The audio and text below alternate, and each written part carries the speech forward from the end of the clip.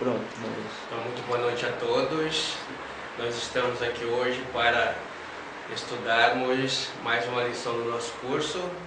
O tema de número 54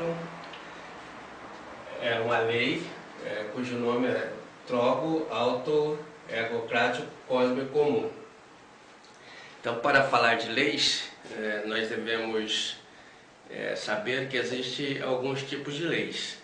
Existem as leis naturais, que regem a natureza, e existem as leis sociais, leis econômicas, etc, etc. Então, no nosso caso, hoje nós vamos estar falando das leis naturais.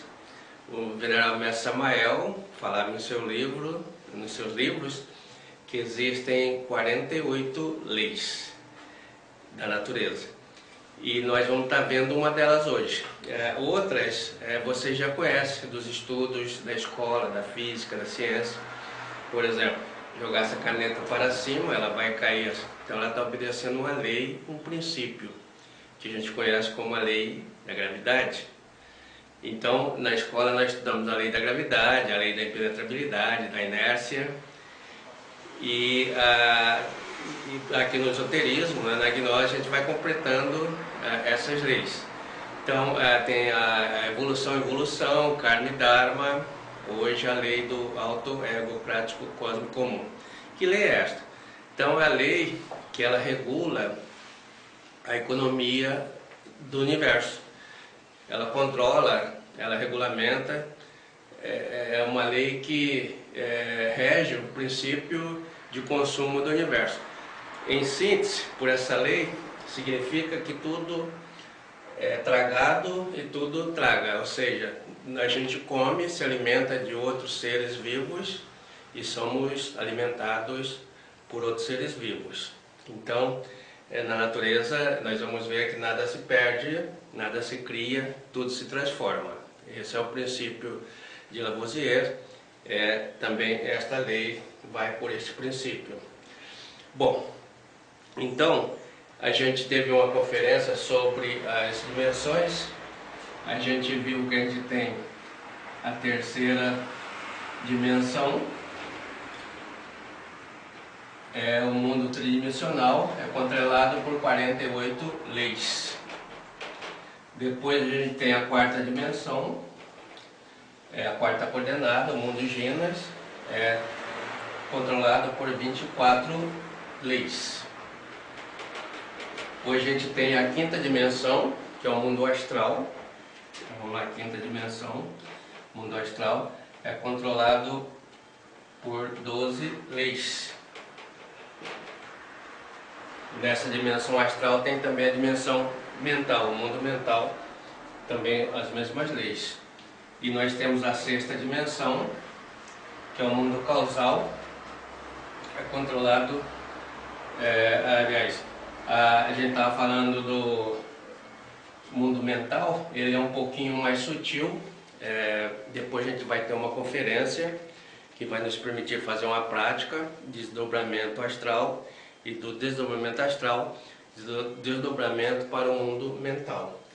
Então aqui no mundo causal, vai cair então para 6 leis. Veja que vai caindo de 3 em 3, vai caindo pela metade. E a sétima dimensão é o mundo búdico ou átmico, vai ter um total de 3 leis, que a gente estuda com o Pai, no esoterismo, Pai, Filho e Espírito Santo, na física, prótons, elétrons e nêutrons, lá na Índia, Brahma, Vishnu, Shiva, né? Lá no Egito, Osíris, Horus, é a trindade, né? E por último aqui, a dimensão zero, ou oitava dimensão, é o absoluto, onde há somente uma lei, que a gente estuda, que é a lei do amor. Então a gente faz uma reflexão aqui, uma observação, à medida que vai diminuindo, né? Vai aumentando aqui as leis, né? Porque o mundo vai ficando muito sutil. Então a Terra já é bastante leis, 48 leis. Então à medida que as dimensões vão ficando mais sutis, o número de leis que controla vai decaindo. que a gente pode concluir a respeito disso? Que as leis são inversamente proporcional à perfeição do cosmos, à perfeição das pessoas, tá? Quanto mais perfeito é um cosmos, menos leis ele tem. Então, leis é diretamente proporcional à imperfeição. Quanto maior o número de leis, maior é o número de imperfeição de um cosmos, de um povo. Então, no Brasil, por exemplo, será que nós somos perfeitos ou somos imperfeitos? Tem muitas leis. A gente poderia dizer que somos perfeitos. É o contrário, né? Então, quanto maior o número de leis de um povo, é porque ele evidencia, né, a sua imperfeição. Então, somos um povo imperfeito, né? Povo perfeito foram os astecas, que não existia leis para controlar, eles regiam pela consciência, não precisa de lei. Então, isso quer dizer que a lei é criada para controlar alguma coisa.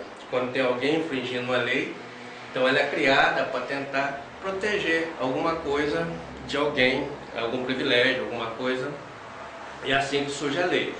Quando Moisés criou os 10 mandamentos, não é que o povo estava perfeito, né? Os 10 mandamentos não significa perfeição, é que o povo já estava delinquindo, já estava muito imperfeito e precisava criar alguma coisa para conter essa imperfeição. Aí surgem os 10 mandamentos. Hoje, os 10 mandamentos estão sintetizados nos 3 fatores de revolução da consciência do Venerável Mestre Samael. Portanto, quem pratica os 3 fatores de revolução da consciência, pratica os 10 mandamentos. Quem cumpre os 10 mandamentos, faz os 3 fatores de revolução da consciência. Então, isso é com relação às leis, né? Essas leis, né, no caso da natureza, para controlar, então ela controla o mundo de energia, o mundo de massa, o mundo dos fenômenos. No cosmos tem os fenômenos que se processam de instante em instante, eles vão se sucedendo, né? E tem leis para controlar isto.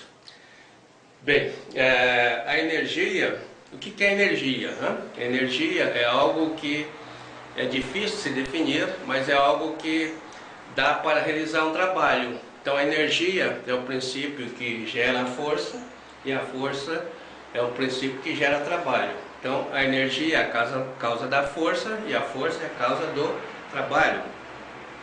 E tem então no universo, que nós estamos vendo aqui nas dimensões, vários tipos de energia. Tem energia luminosa, temos a energia mecânica, temos a energia solar.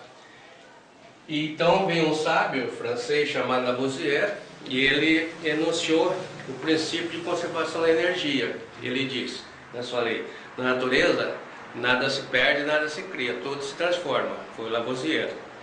Muito bem. O Einstein retomou este pensamento e fez a famosa equação. Ele reafirmou aqui o enunciado, o postulado Lavoisier. Ele equacionou matematicamente que a energia é igual massa vezes a velocidade da luz ao quadrado. O Einstein está querendo dizer que a energia passa para a massa e a energia passa para a luz também. E o contrário ocorre também, de luz para a massa, para a energia e depois para a massa, tá? Isso na física a gente estuda. Quando a luz se transforma em energia e massa, chama-se lucigenação. E quando a massa se transforma em energia e luz, chama-se lucificação. Vamos ver um exemplo. As vegetais fazem fotossíntese. Então eles captam a luz solar, transformam esta fotossíntese em alimento e a gente come. E a energia passa para todos nós, através da cadeia de alimentação. Então, é a energia do Sol passando para a massa, vai transformando em massa na gente, a energia transformando em massa, né? Isso é a lucigenação. Por outro lado, se a gente pegar uma vela, que é a massa sólida, a gente chega a fogo, começa a queimar, vira líquido, e aquele líquidozinho passa para gás e pega fogo. Então, o sólido da vela transformando em líquido, transformando em gás, transformando em luz. Então, da onde saiu a luz? Da massa da vela. Passou pelos estágios. Então, da massa se chega à luz, chama-se lucificação. E a natureza faz isto. Pega a água do mar, está o sol quente lá no mar, então evapora. a água que era líquida passa para gás, não é isso? E essa água vai lá para cima, forma as nuvens, dá o trovão, o relâmpago, né, transforma em luz. Então a luz do relâmpago saiu da água, numa transformação. E é isso que acontece na natureza. E isso acontece dentro da gente, também provado pelo Einstein. A água que nós temos, chamada água seminal, o carro do homem está no estado pastoso, entre sólido e líquido, e isto passa para líquido, né? Na prática do arcano ZF, o líquido se transforma em gás, transforma em vapor, e se transforma em luz que dirige para todo o corpo, para iluminar a inteligência, iluminar as dimensões internas do homem, semelhantemente ao relâmpago. Assim que é a transformação das águas internas em cada um de nós. Muito bem. Bom, então, essa lei é o seguinte: nós nos alimentamos de alguma coisa. Nós temos a cadeia ecológica, por exemplo, a gente fazer uma cadeia aqui curtinha, né? Uma sementinha. Então, semente. Então, essa semente, ela tem energia. Da onde vem a energia da semente? Do vegetal que fez fotossíntese. Então, toda a energia da Terra é produzida no Sol. O Sol é o produtor de energia. A Terra não gera nenhum tipo de energia. Ela apenas transforma. Por isso tem a lei. Nada se cria, nada se perde aqui. Tudo é transformado. Então, a energia, ela é originada no Sol. Toda a energia que está aqui em nós, né, um dia morou no Sol. A gente é solar por natureza, né? Você vai lá na padaria, aquela lenha que está queimando agora para fazer a pizza, né? Da onde é que vem a energia daquela lenha? A gente pode pensar, mas vai chegar na resposta. Ela vem do Sol. Um dia o vegetal fez fotossíntese e pegou a energia lá, tá? Bom, então a semente, ela tem energia. Essa energia da semente, vai lá o passarinho, né? Um pássaro. O passarinho come. Então, logicamente, a energia que veio da lenha lá do Sol, né? Veio lá do Sol, vai passar aqui a semente, vai passar para o passarinho. O passarinho vai... O que come o passarinho na cadeia natural? A cobra, né? Vamos lá, cobra. Vamos pegar, por exemplo. A cobra se alimenta do passarinho. Então, a energia que um dia estava no Sol, agora vai estar nela, né? Vem a águia, né? A águia, gavião, come a cobra. Então, a energia passa para ela. Como a águia não tem inimigo natural, um dia ela morre. Então, ela morrendo, ela vai ser decomposta pelas bactérias. Então, a energia vai para as bactérias e vai para o solo, novamente distribuído para a terra, né? Muito bem, isso é uma cadeia ecológica. Naturalmente, então, se define cadeia como uma energia que tem um fluxo num só sentido, né? E no caso nosso, né? Nós temos, já vimos em uma conferência, vamos reforçar em outra, nós temos os reinos. Então, dividir isso aqui, assim, né? Nós temos aqui o reino mineral, depois temos o reino vegetal, o reino animal e passa a ser humano, né? Então, essa é a roda do Sansara que vai rodar durante o Mahavantara, durante um dia cósmico. Então, o mineral alimenta o vegetal com a sua energia, né? O vegetal, dentro de nós tem uma mônada que já passou por tudo isso, a nossa alma, que é chamada aqui de elemental. O elemental do mineral, quando pega experiência, pode ir para o vegetal, quando a roda roda. Então, do vegetal, que é as fadas, ela ganha experiência e passa para o reino animal. Animal do latim quer dizer alma, anima. Então, esse mônada, essa alma que está dentro do animal, já passou por mineral, vegetal, agora animal. Aí vai para o humano. Quando chega aqui, a gente viu que temos 108 existências. Nós vamos nos alimentar do quê? Da energia do mineral, da energia do vegetal, da energia do animal. Então, nós comemos carne, né? Comemos vegetais. Mas se não sairmos da roda, o que vai acontecer? A gente vai para o humanoide, né? Nos mundos infradimensionais, que a gente vai ver depois. A roda continua andando, vem para animaloides, né? Continua a roda, vem para vegetaloide e vem para mineraloide. Veja bem, a gente que era humano vai entrar aqui como mineral de novo.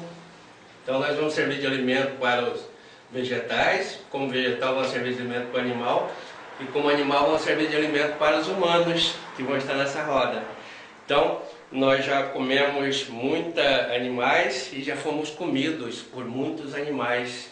Essa é a lei do cosmos, ou seja, a lei auto-egocrático cósmico comum, ou seja, a morte alimenta a vida. Para a gente estar vivo aqui hoje, quantos animais morreram ontem e quantos vão morrer hoje para nos alimentar amanhã?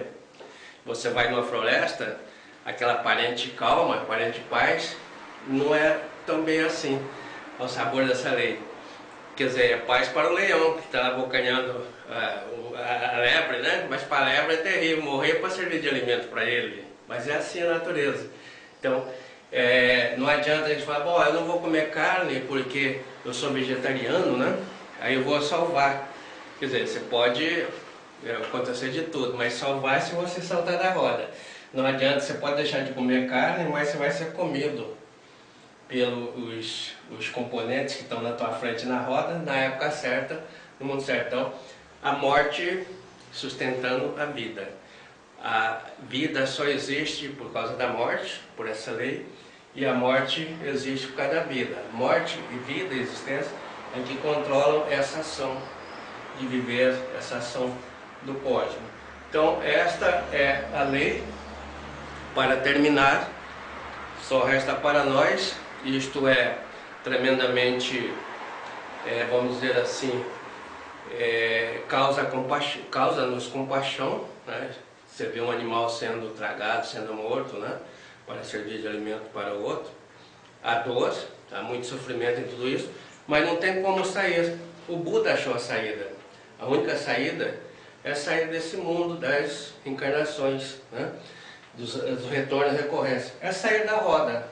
Então, para sair da roda, para não ser comido, não ser tragado e nem tragarmos nada, temos que fazer a revolução da consciência com os 3 fatores de revolução da consciência.